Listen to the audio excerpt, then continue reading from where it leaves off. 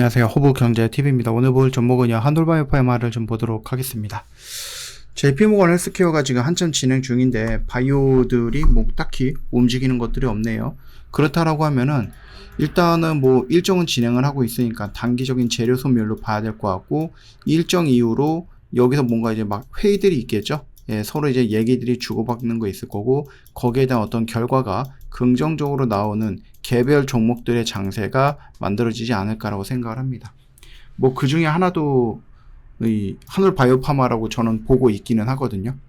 일단은 이번에 그 JP모건 헬스케어에서 바토클리맙이라든지 아니면 그 후속 물질이죠. 뭐 동생 또는 2세대라고 하는 건데, 2세대 같은 경우는 1402로 하고 바토클리맙은 1세대 1401입니다. 이것도 이름이 있긴 있는데 너무 길어가지고 그냥 숫자로 얘기를 하고 있는 거니까 참고하시면 됩니다. 요 1세대 바토클리맙은 지금 임상 3상을 앞두고 있죠. 뭐 1월달 얘기가 나오긴 하는데 요거는 조금 더 지켜봐야 돼요. 그래서 저는 이런 게 그게 나올 거라고 좀 보거든요. 그 TED라고 해서 눈이 이렇게 좀 튀어나오는 거, 이게 자가면역 질환에 대한 약이거든요. 그러다 보니까 이것만이 아니라 다른 질병에도 공통적으로 대응을 할 수 있는 부분이라 지금 임상들이 줄줄이 있습니다. 임상들이 지금 2상, 3상 이런 식으로 해서 줄줄이 나올 거고요. 일단은 가장 먼저 나올 수 있는 것이 바로 이 TD 부분인데, 이 1402가 2세대 약이라고 했잖아요. 바토클리맙 2세대. 그러니까 얘가 더 좋은 거예요. 왜냐, 1세대가 보여줬던 약간의 부작용을 2세대에서는 다 없애고 진행을 하는 거기 때문에.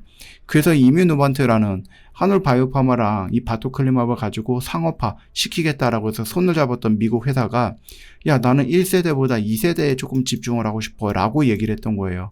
그러다 보니까 1세대는 그러면 어떻게 할 거지? 라고 얘기가 나오면서 이렇게 밀려 내려갔었던 거죠. 차트를 보면 이 구간이에요, 이 구간. 근데 뭐 생각해보니까는 1세대도 2세대도 다 한솔바이오파마일 거고, 뭐 2세대 나오려면 시간이 조금 걸릴 거고, 근데 1세대는 임상 3상까지 결과가 나오고 FDA 승인받고 승인받는데 2세대보다는 더 빠르게 진행이 될 거고, 그러면 이 부분을 다른 뭐 기업들과 회사들한테 판매해가지고 이거를 조금 수익을 또 만들어낼 수도 있죠.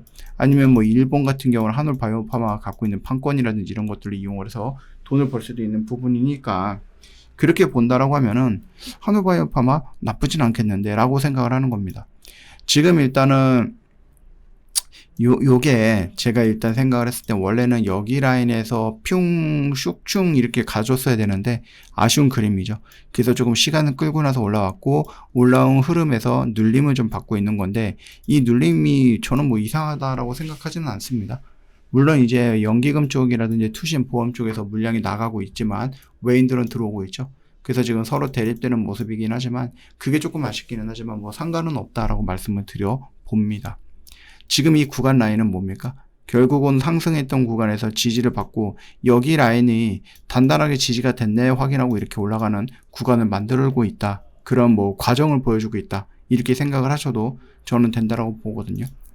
물론 이제 우리가 보고 있는 이제 TED, 이 눈이 튀어나오는 그런 병인데, 그거에 대한 어떤 지금 임상 3상을 좀 기다리고 있는 거고, 이번 JP모건 헬스케어를 통해 갖고 또 여러 가지 발표가 있을 거고, 그걸로 인해서 또 연결되는 어떤 후속작 이런 것들이 좀 나와주지 않을까라는 기대를 갖고 있기는 해요. 물론 이제 우리가 지난주에 뭐 CES를 통해서 로봇과 자율주행이 움직였듯이 이번에는 JP모건 헬스케어를 통해서 바이오들이 움직여주지 않을까라는 기대를 했는데 역시 약한 모습이긴 하네요. 예, 약한 모습입니다.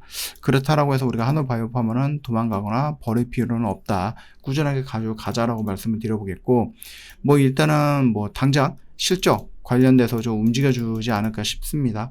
어차피 우리가 분기 실적은 어떻게 될지는 몰라요. 근데 지금 예를 들어서 올해 45억이라는 게 예상치가 나오잖아요. 그러면은 1분기, 2분기, 3분기를 놓고 보면은 10억입니다.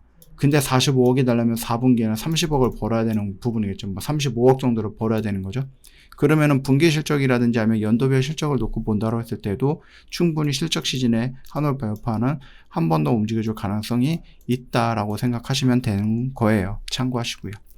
저 허브경제TV 공식 채널 보시면은요, 저희 뭐 하이파이브 같은 경우는 매주 월요일서부터 새롭게 시작을 하니까 오늘 또 수요일이죠. 늦지 마시고 오십시오. 일주일 단위, 한 달 단위 상관없습니다. 여러분 하고 싶은 대로 기간 설정해서 해보시고 그리고 마음에 들면 또 연장하면 된다 라고 말씀을 드릴게요.